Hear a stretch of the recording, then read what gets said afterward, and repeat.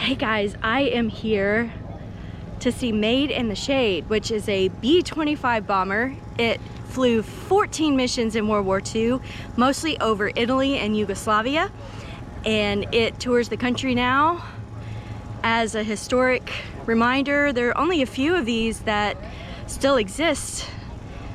There aren't very many left.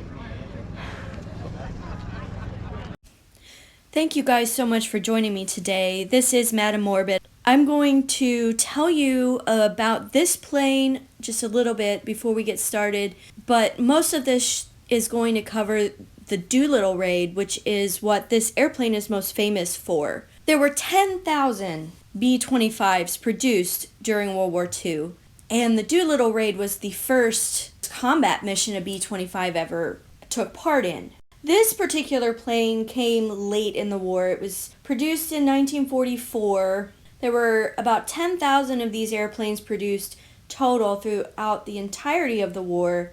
So with 34 still flying, it is considered an extremely rare airplane. It was manufactured by North American Aviation Company, and this particular plane was made in a Kansas City plant. It served from November 1st to December 31st, 1944, it was part of the 57th Bomb Wing, the 319th Bomb Wing, the 437th Squad.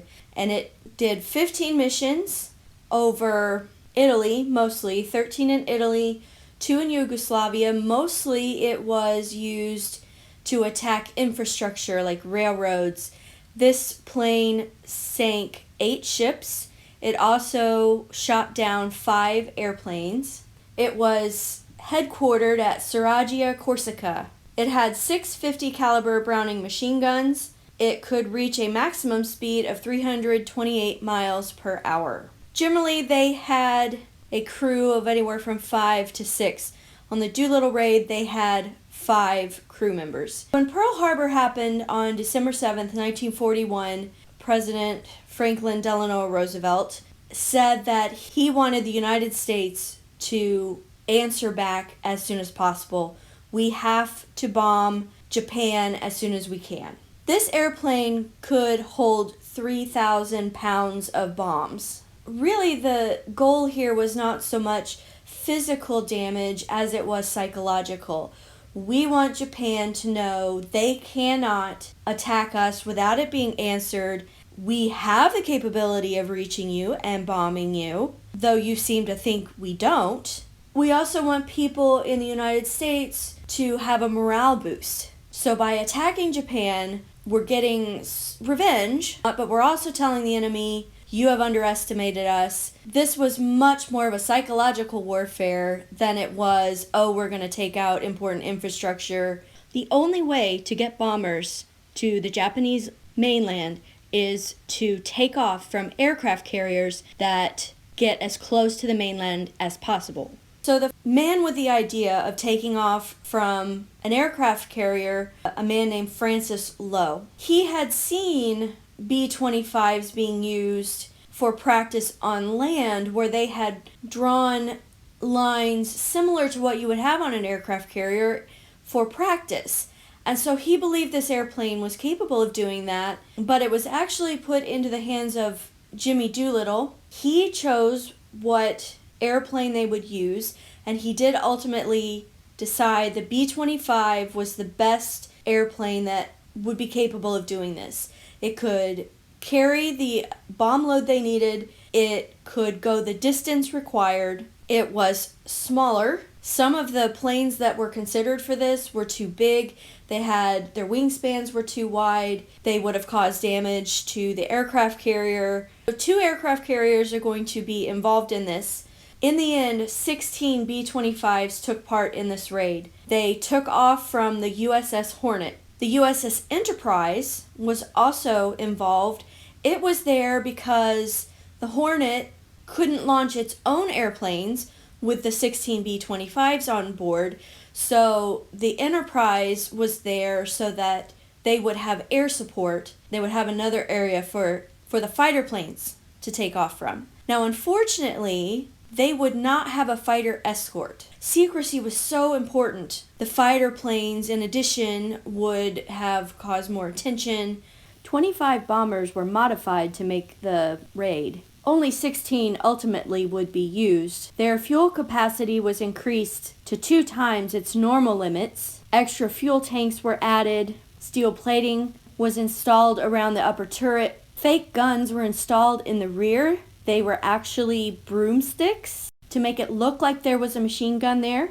A radio was removed to remove excess weight. The new secret Norton bomb sight was removed so it would not fall into enemy hands, and a new one called the Mark Twain, which was manufactured for 20 cents a piece, did the job that night and, according to Doolittle, worked perfectly. The crew came from the 17th Bomb Group. They were chosen because they had flown B-25s before. When Doolittle spoke to them, he asked for volunteers for a secret mission, which he gave no details on. When every single man volunteered, their commanders chose the 24 best crews from among them. They trained for 3 weeks at Eglin Field, which today is called Eglin Air Force Base and is located in Florida. They practiced taking off from an aircraft carrier, not an actual aircraft carrier. They took off from the ground in which the outline of an aircraft carrier had been drawn. Before the raid, none of them had actually taken off from an aircraft carrier,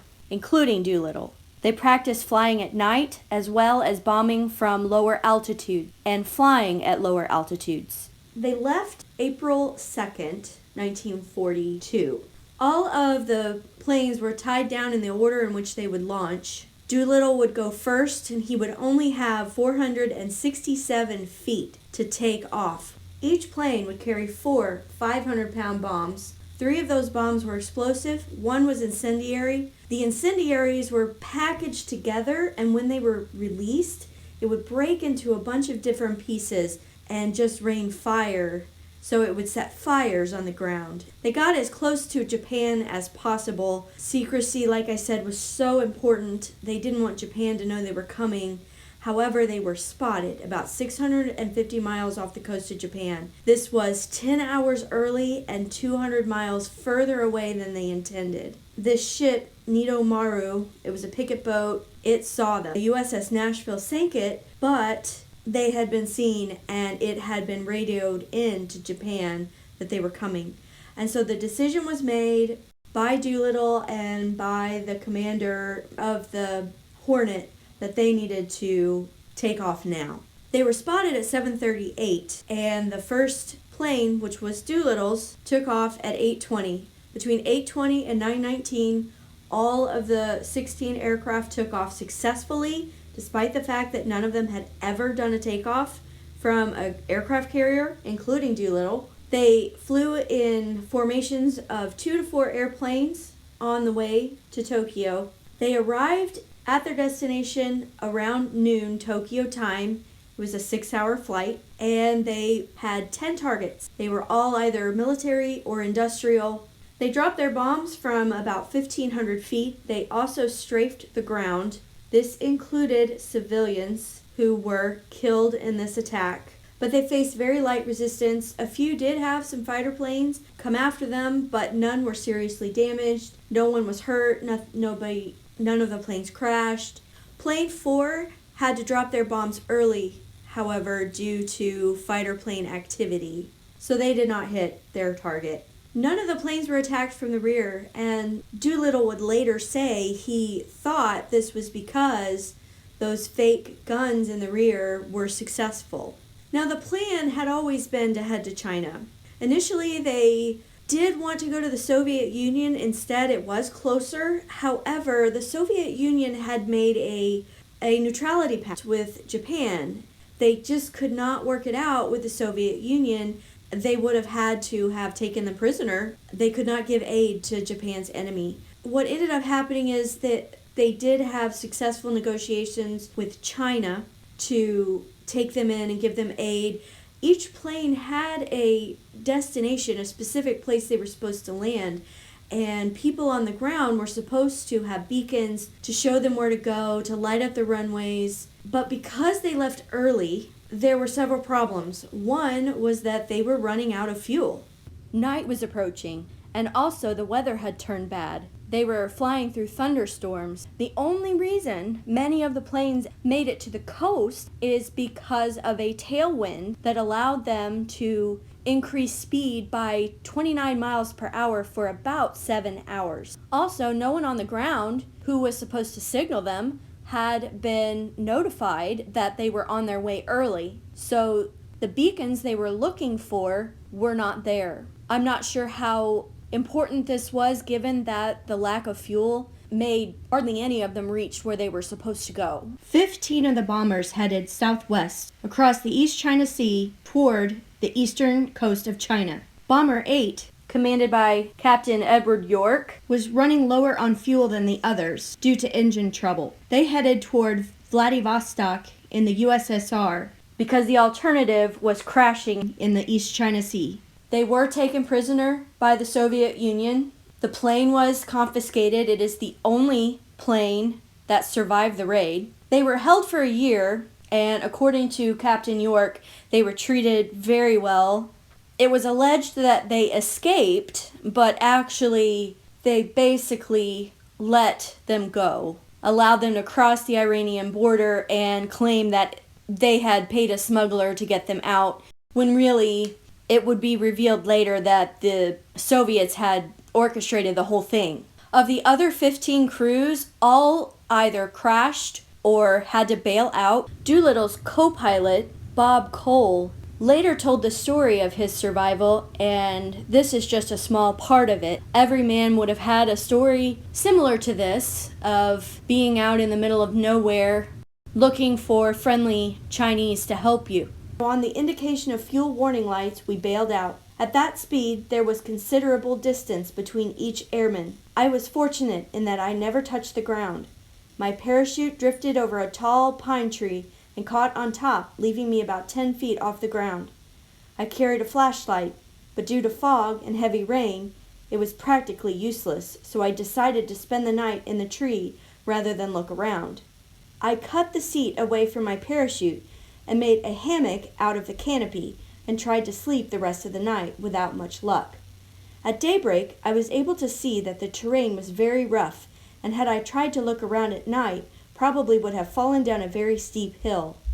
After eating one of the chocolate bars that I carried with me, I oriented myself with my compass and started walking in a westerly direction, keeping to the high ridges.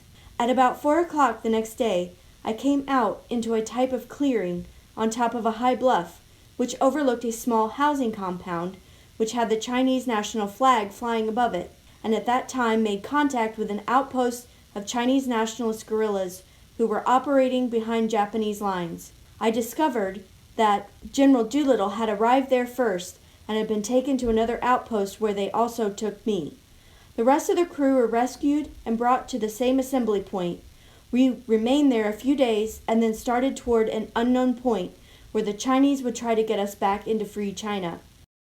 Doolittle and his entire crew made it home safely to the United States, thanks to the help of these Chinese guerrillas. The raid was not without casualties, however. Plane 6 crashed in the East China Sea, and 2 of its crew members died. Staff Sergeant William Dieter drowned, as did Flight Engineer Sergeant Donald Fitzmaurice. Corporal Leland Factor from Flight 3 died in his bailout attempt. 8 men were taken prisoner by the Japanese. 3 of them would be executed, claiming they had committed war crimes by strafing civilians during the raid. Those men were First Lieutenant Dean Hallmark, First Lieutenant William Farrow, Corporal Harold Spatz, all of whom were found after the war and are now buried in Arlington National Cemetery. 1 man died in custody. First Lieutenant Robert Metter died in prison December 1st, 1943. Those who were in prison would be in prison the rest of the war until rescued in August of 1945. They lived on starvation diets. They were treated terribly. As I said, 1 died in captivity. After his death, they were treated somewhat better, but it may have been just enough to allow the rest of them to survive, although 1 was at the point of death when being rescued, and it was only with the intervention of Doolittle himself that he got the treatment necessary to recover. And by recover, I mean not so much physically as the mental trauma that he was suffering after being freed. This wasn't an era in which psychological treatment was viewed as anything but a weakness, and we still deal with that stigma in our society today, although personally I am of the opinion it is getting somewhat better. One of the men rescued, Lieutenant Height, weighed 80 pounds when rescued, so this is how much they were being starved. All 80 Tokyo Raiders who survived received promotions in rank. All were awarded the Distinguished Flying Cross. Those who were killed or wounded, 7 were wounded severely enough to need medical attention, received the Purple Heart. David Thatcher and Thomas White received the Silver Star for helping those injured men evade the Japanese while in China. Doolittle, who thought he would be court-martialed for what he considered a failed mission. He lost all 16 aircraft, and militarily little was accomplished. Instead, he received the Medal of Honor and a promotion to Brigadier General, skipping entirely over Colonel. All 80 men received awards from China. Later in the war, 12 of the survivors would die in crashes over the next 15 months. One would survive his crash, Davy Jones, and would take part in The Great Escape, which was made famous by the film starring Steve McQueen.